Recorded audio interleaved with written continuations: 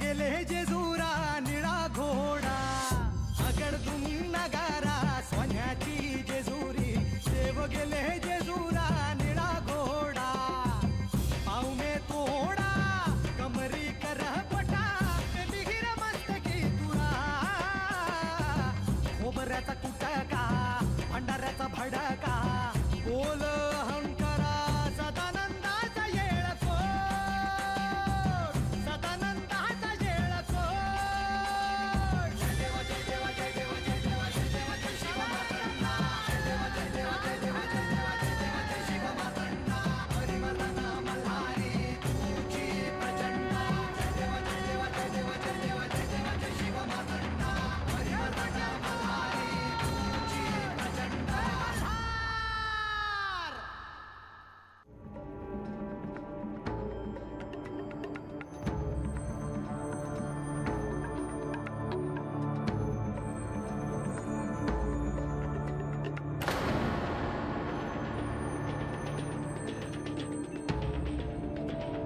मी तुमच्यावर नेहमी प्रेम करत आले, सतत तुमचा ध्यास घेतला, पण तुम्ही कुठल्या ना कुठल्या कारणाने सतत पाठ दाखवली.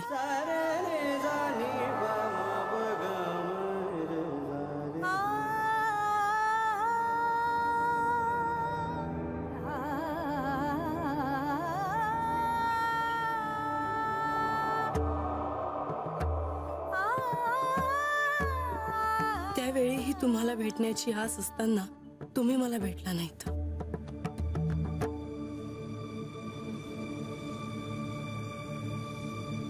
आपल्या विवाहाची तिथी निश्चित झाल्यानंतर आपल्याला एकमेकांशी बोलता यावं, पाहता यावं म्हणून तुम्ही मला सुवर्ण दर्पण दिलात. पण विवाहाच्या वेळी तुम्ही मला सुवर्ण दर्पण बंद पेटीत ठेवायला सांगितलं. त्याही वेळी तुम्ही कुठे गेलात हे मी पाहू शकले नाही. श्री खंडेराय विवाहस्थळ सोडून गेले आहेत आणि ते कुठे गेले आहेत हे कोणालाच ठाऊक नाही. लग्नाच्या आधी तुम्ही मला जी भेट दिलीत त्या भेटीने माझ्या मनात सतत भय राहिलं. हळदीचं शिवलिंग भग्न पावले तर आपल्या नात्याला तडा जाण्याची ती खूण होती. पण माझ्या मात्र हे खूप उशिरा ध्यानात आले. इथेही तुम्ही माझ्यापासून सत्य लपवून ठेवलंत.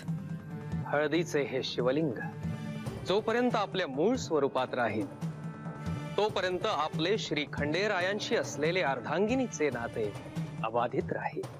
आता मी तुम्हाला सगळे राग, लोभ बाजूला ठेवून भेटायला यायचं म्हणते आहे, तर त्या 3 दैत्यांचं संकट समोर येऊन उभं राहिलं आहे. सुख माझ्याशी असा पाठ शिवणीचा खेळ का खेळत आहे?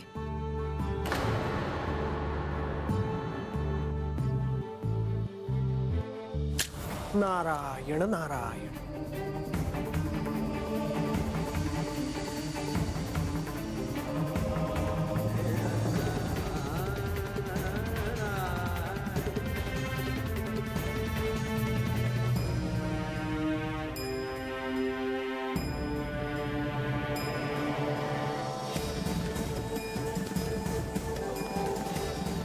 काय वार्ता घेऊन आलात मुनिवर?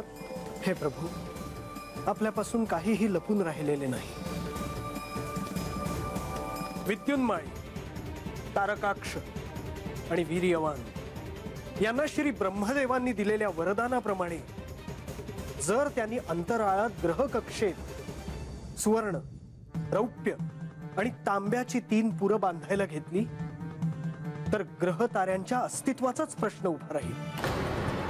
परंतु अशा पद्धतीची नगर अंतराळात उभी करणारे विश्वकर्मा हे एकमेव आहेत. परंतु विश्वकर्मालाही ते 3 आग्रह करणार. प्रसंगी 3 पुरं बांधायला त्यांना भाग पाडणार. होय, अगदी बरोबर प्रभू. मी हेच आपल्याला सुचवण्यासाठी आलो होतो की विश्वकर्माला त्यांच्याकडे जाऊ न देणे हे आपल्या हातात आहे. किंवा अशी रचना करणं अवघड आहे असं विश्वकर्माने त्यांना पटवून द्यावं. श्री खंडेराय जेजुरीत नाहीत म्हणून त्यांचं धाडस वाढत जाणार. त्याआधी विश्वकर्माला मला भेटण्याचा संदेश द्या. जशी आपली आज्ञा प्रभू.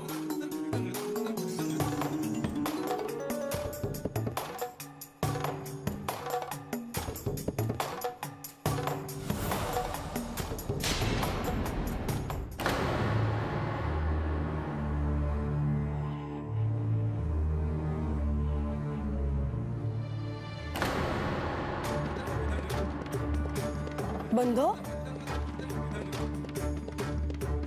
देवी,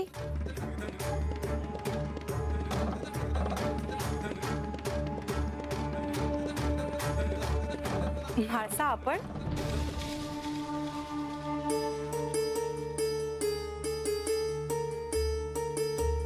मला तुम्हाला आत्ताच काही सांगायचे आहे.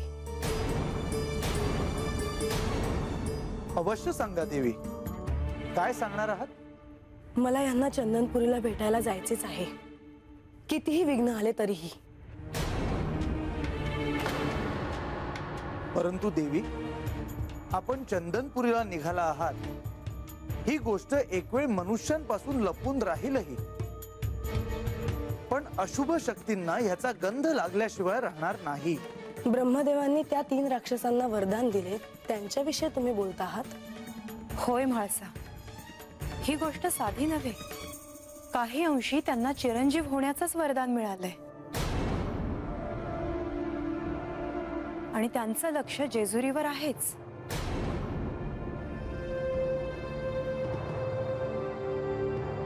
माझ्यातल्या शक्तींना जागे कसे करायचे याचे मला ज्ञान झाले आहे. वेळ प्रसंगी मी स्वतः युद्धाला उभी राहीन.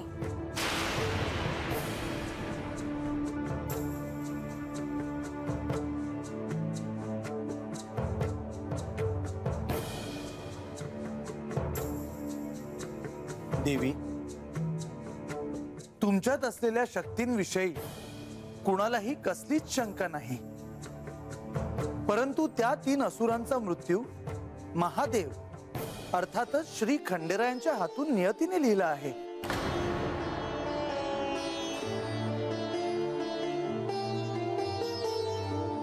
ती वेळ कशी आणि केव्हा येईल हे आता सांगता येणं कठीण आहे. परंतु ह्या जेजुरीला आणि तुम्हाला जपण्याचे दायित्व आम्हा दोघांवर आहे. आपला बंधू या नात्याने मी तुम्हाला विनंती करतो की श्री खंडेरायांना भेटायला तुम्ही चंदनपुरीला जाऊ नये. म्हाळसा, श्री खंडेराय इथे नसताना जर तुम्ही कोणत्या संकटात सापडलात तर सगळ्यांसमोर मोठं अनिष्ट उभं राहील. मला तुमचे प्रेम कळते आहे, पण ही माझ्या प्रेमाची परीक्षा आहे. मला यांना चंदनपुरीला भेटायला जायचेच आहे.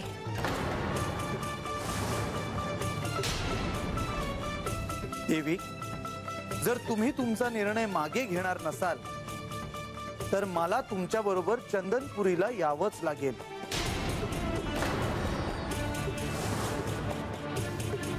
येते मी.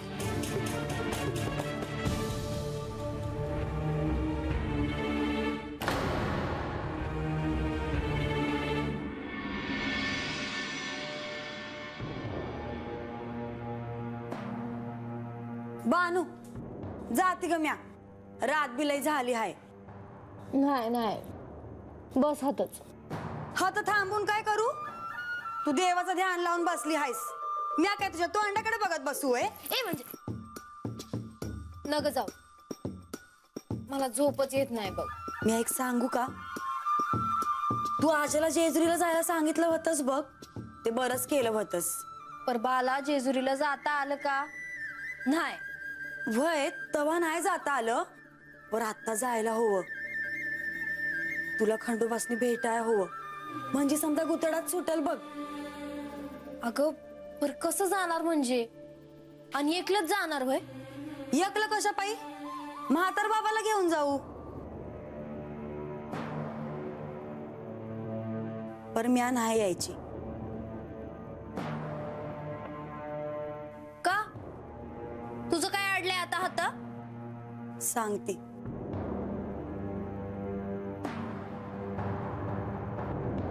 अगं सांग की लवकर. मला एकच काळजी आहे बघ.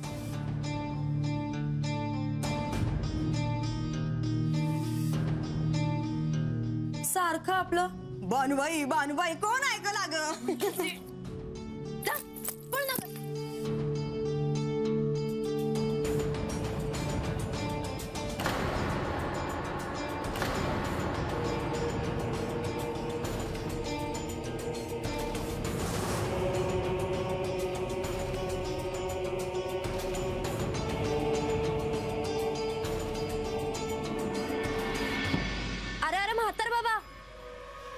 रातच्याला कुठं चाललं म्हणायचा?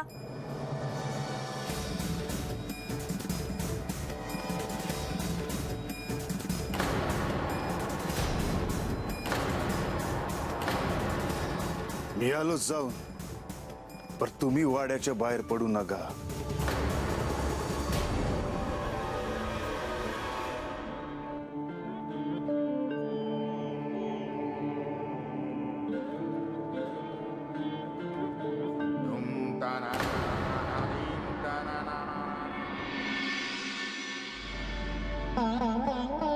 येतो मी. काळजी घ्या. चंदनपुरीला चालला आहात. काय घडेल कसं घडेल सांगता येत नाही. तुम्हालाच सगळं पार पाडायचं आहे. सगळ्यांबरोबरच स्वतःचीही काळजी घ्या. निघतो. अहो, या वेळेस उशीर करू नका. लवकर या.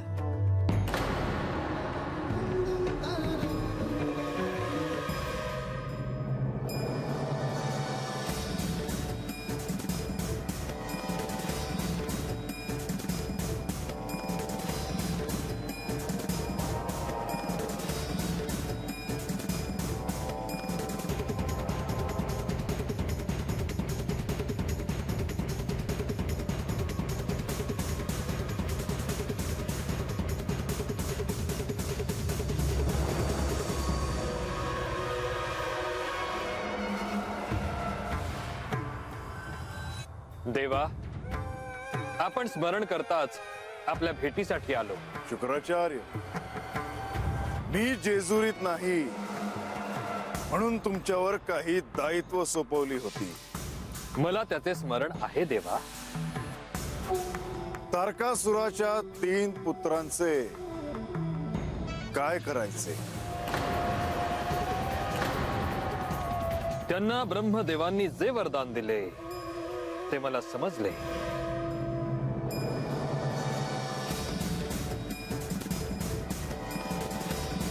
तेवढेच पुरेसे नाही आचार्य. त्यांनी जर अंतराळात 3 पुरं बांधली तर काय होईल या ग्रहमालेचे? काय होईल या सृष्टीचे? पृथ्वी ही उद्ध्वस्त होईल त्यांच्या या मूढपणामुळे.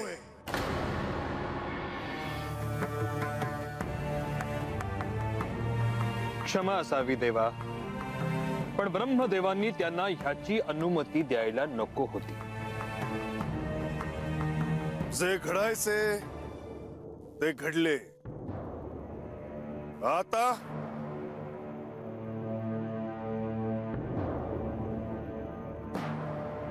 आपण आज्ञा करावी देवा.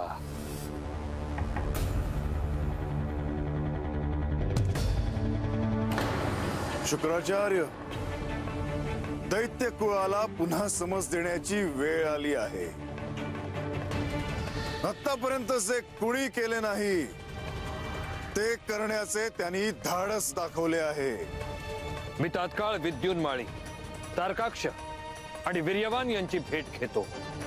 आचार्य, मी जेजुरीत नाही याचा अर्थ ही सृष्टी, हे ब्रह्मांड पोरक झालं असं नाही.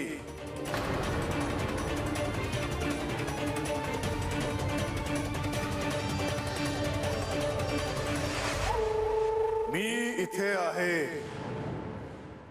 आणि कुणीही सृष्टीच्या संहाराची स्वप्न पाहू नये. अन्यथा मी असा संहार करेन की दैत्य कुळाची कूस पुन्हा कोणत्याही दैत्याला जन्म देणार नाही.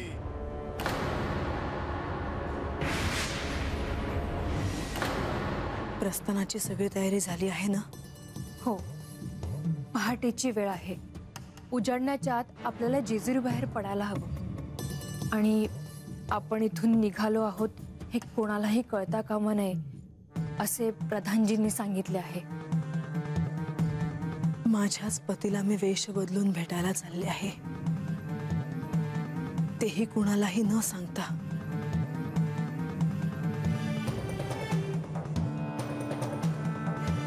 म्हाळसा, पण खरंच कुणालाही कळायला नको आपण चंदनपुरीला चाललो आहोत ते. कळलं तर लोक काय म्हणतील? देवा, मी आपल्याला विनंती करतो, आपण शांत असावे. दैत्य कुळाचा उद्धार करण्यासाठी मी त्यांना कोणतेही अयोग्य पाऊल उचलू देणार नाही.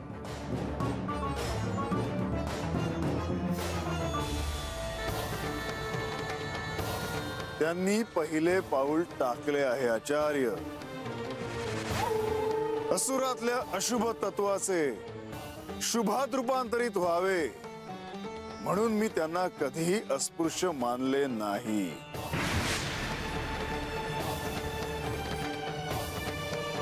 पण हे जर समजण्याची त्यांच्यात क्षमताच नसेल तर ह्यावेळी त्यांना माझे रौद्र रूप सहन होणार नाही.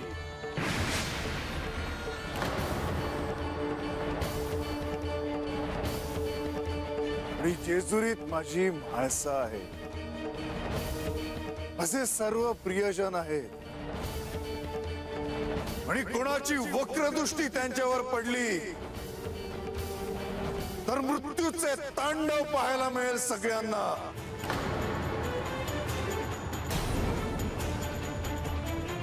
देवा, मी त्या 3 असुरांना अंतराळात 3 पुरं बांधू देणार नाही.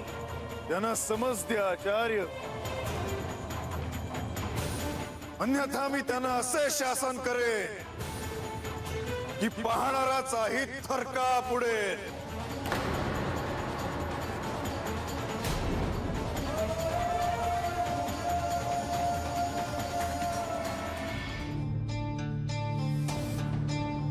आला का ग त्यो?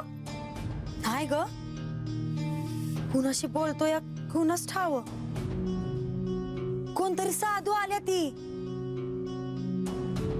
हा म्हातार बाबा जेव्हा धरणं वस्तीवर आला आहे तेव्हा धरणं कोण कोण यायला लागले ना वस्तीवर. कोण हाय कोण येऊ म्हातारा? आणि ही काय भेटायची आहे का तवा? बानू, यो म्हातारा काय मला साधा सुद्धा दिसत नाही बरं का.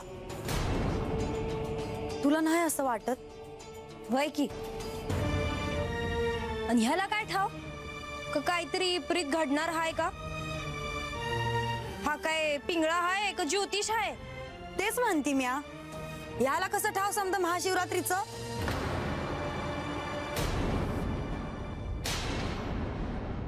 बानू, तुझ्या एक ध्यानात आलं का? काय? तू आजकाल भांडत नाही त्याच्या संग. गप.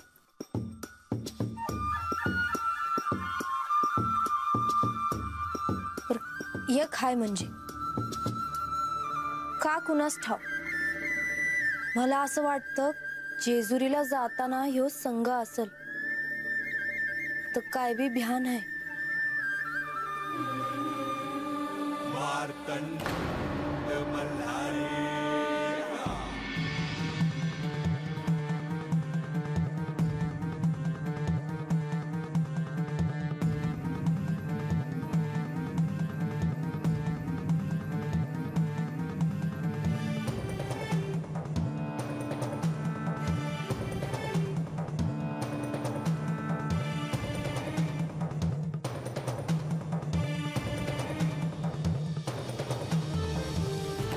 अरे गणोबा, जेजुरी बाहेर जायचं आहे आणि किती दिवस लागणार आहे हे बी ठाव नाही.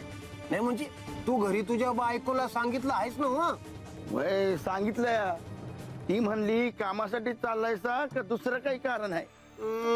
संशय? तुझ्या बायकोला बी तुझ्या संशय आहेच का? अरे बाबा, काय विचारू नकोस. तिला वाटतंय की मी कामाच्या नावाखाली कुठल्या तरी बाईकडे जातोय.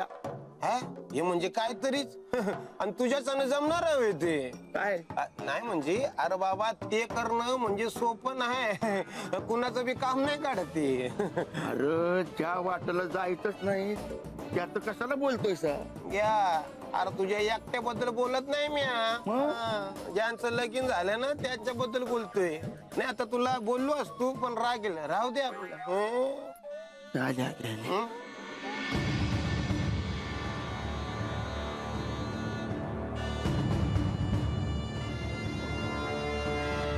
लक्ष्मी देवी, आम्ही चंदनपुरीला चाललो आहोत. आम्ही परत येईपर्यंत तुम्ही सगळ्यांची काळजी घ्या. तुम्ही निश्चिंत राहा. येते मी.